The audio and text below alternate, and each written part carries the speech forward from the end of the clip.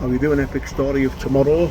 I just want to speak about my fighting career, because I never fought to the best of my ability through my 20s. I lost more fights than I won in the unlicensed boxing. I wasn't a very good boxer, never have been. My forte has always been, you know, on the street. But as I say, in the streets as well, there's always a harder man than you.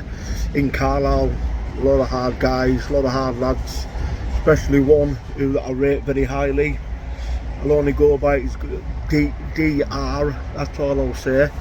Got a lot of respect for him as well.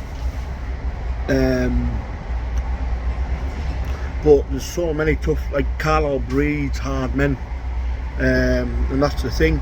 So when you grow up in Carlisle, you've got to fight, you've got to be able to fight, you know what I mean? It's a tough town. But through my 20s I was always on drugs. When I was fighting unlicensed boxing, I was always fighting to feed my drug habit, so I was getting like maybe £500 a fight on the EBF, English Boxing Federation, and I was getting 500 quid and then going on the lash straight after it, and that's all I done. I never really trained boxing. I didn't go to boxing gyms, barely. You know, I didn't like do full camps. I was full of gear. It was just ego, man. Just when I look back, it was pathetic. Do you know what I mean? And I never ever fought to the best of my ability because I didn't look after my body. I didn't look after my mind. This version of me now would wipe the floor with the version of me at 20-year-old. 20 to 25-year-old, I'd wipe the floor with this version of me. This version of me now is a dangerous version of me, and I don't mean that in an egotistic way or the way of like thinking I'm better than anybody. It's because I'm putting in the work, I'm putting in the effort, and I'm willing to take risks, and I'll fight. And I think what it is when you're fit, you grow in confidence, and I know what I'm capable of, and I know when that lands, it's either lights out or you're going down.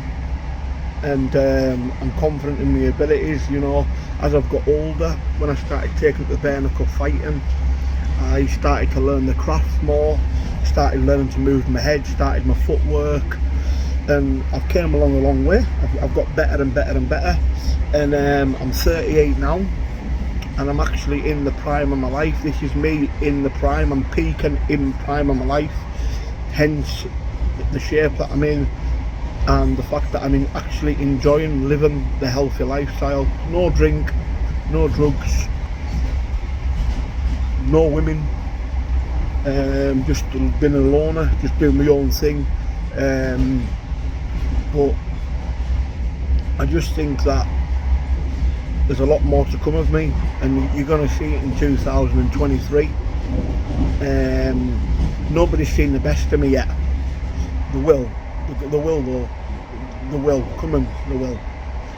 This next year, you're going to see the best version of me. And if I do get beat, then I've been beat by the better man. You hold your hands up, you shake his hand, and you have something to eat together. That's the way it goes in the bare knuckle world. Forget all this beef and drama and people arguing amongst themselves. It doesn't interest me anymore. All I want to do is just for people to leave me alone. Keep out my lane, I'll keep out your lane. I'll respect you, I'll speak to you, I'll shake your hand. I just want to train and I just want to fight. That's all I want to do. Just leave me to it. Train, fight, train, fight. That's my happy place. And I love having a tear up, I love spilling blood. People might find that a bit weird, but I like being hit. A lot of bare knuckle fight, a lot of fighting men will tell you that. There's nothing better than getting a buzz of getting a crack on the jaw. Wakens you up a little bit. But yeah, So 2023, you're going to see the best version of me.